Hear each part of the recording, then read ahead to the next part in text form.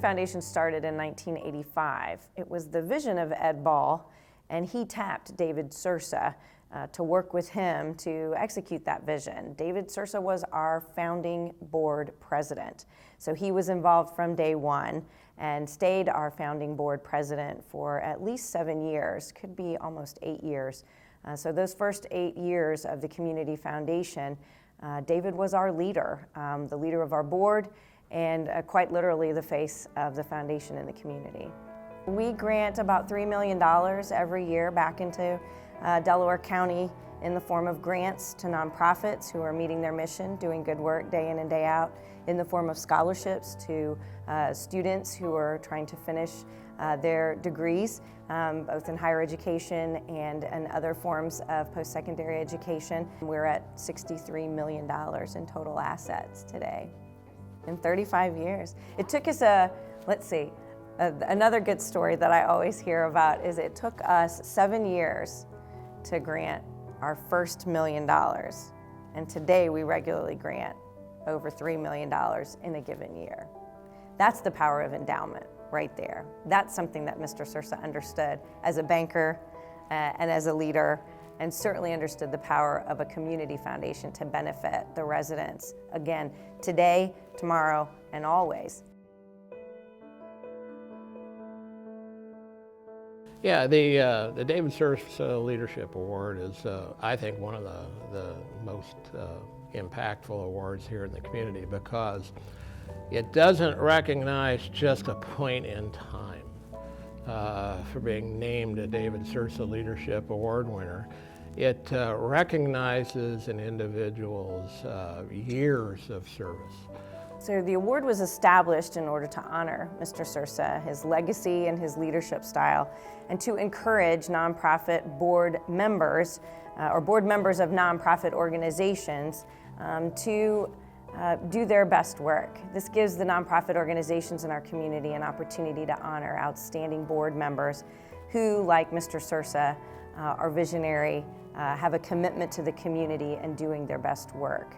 It's really an enjoyable exercise every year because we really get to see nominations for this award of people that are doing great things in our community. And the reality is we're only honoring one person a year, but there's a lot of other people who are deserving, and it's just neat to see all the great things that are happening in the community and the leaders that we have.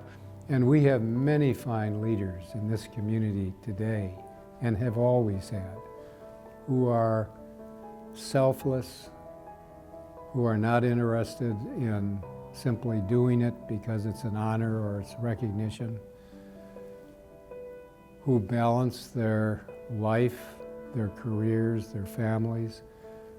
We need to make sure that those kind of leaders are the kind that we bring forward praise and reward in this community. Those kind of leaders, modeled after David Sursa, are the ones who get things done and who advance the good fortunes of our community.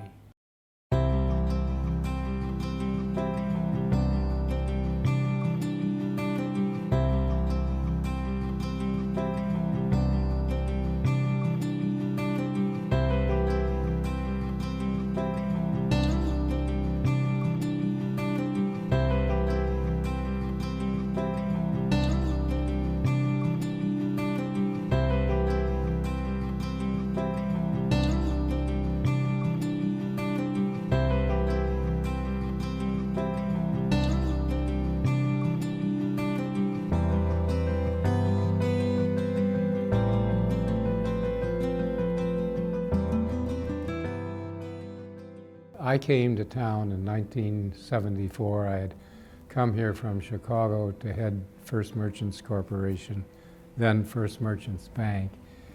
And I had been here about a week, and I got a call from someone who said, "Hi, my name is David Sursa. I'm president of the Industrial Trust Bank. We would like to take you out for lunch." I had been here a week, and I thought, this is a different kind of world when a competitor calls and welcomes me to town. But that was Dave Sursa. When I first met Mr. Sursa, he was a bit of an intimidating person. Formal, suit and tie, extremely professional. David always spoke in even tones, not terribly excitable by any particular means.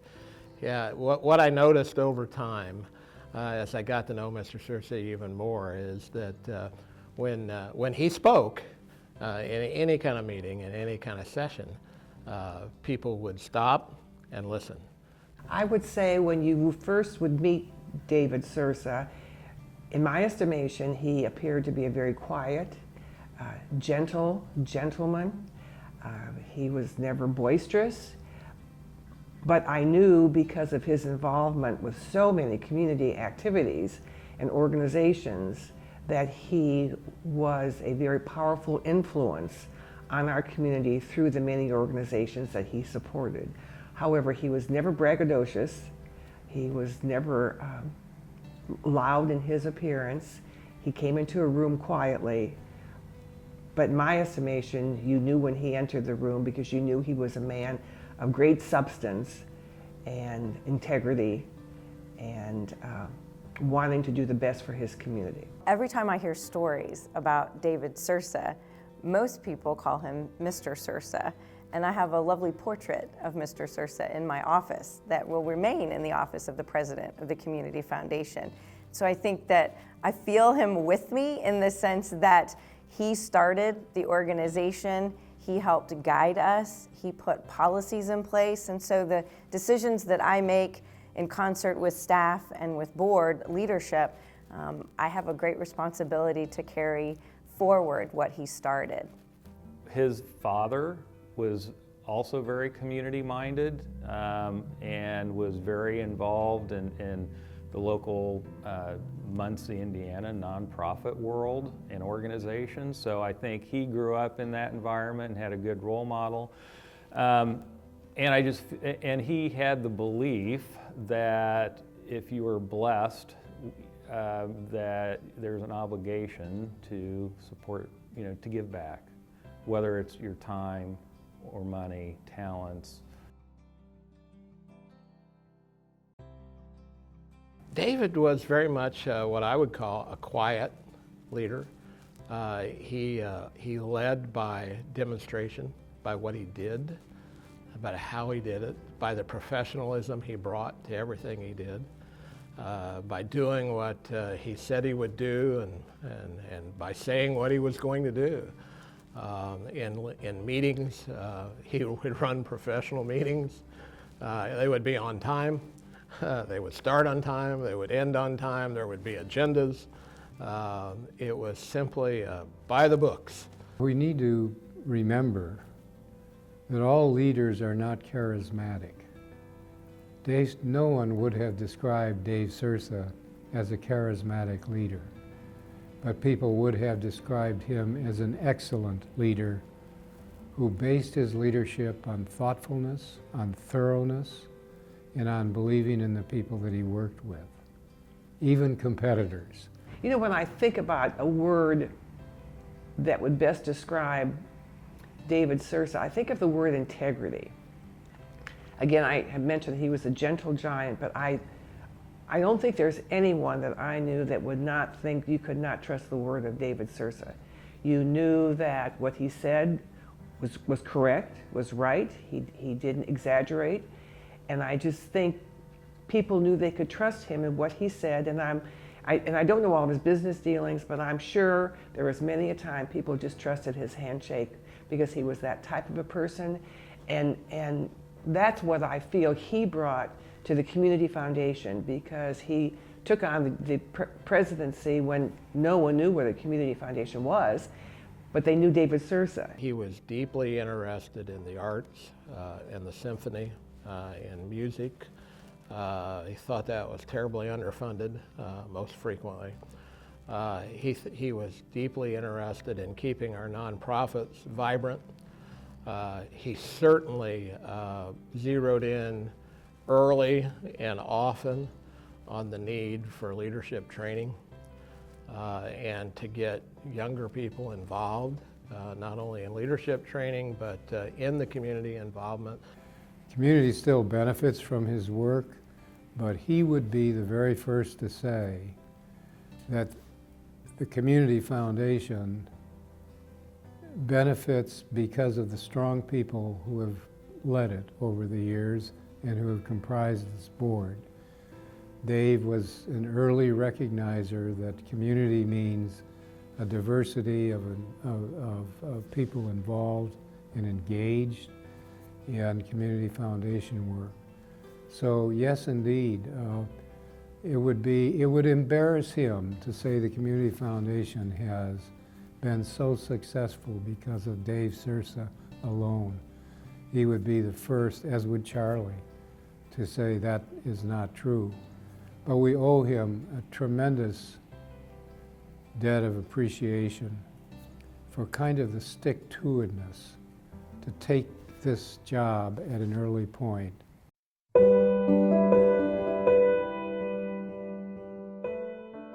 I think he would want people to know that he did make a difference in our community.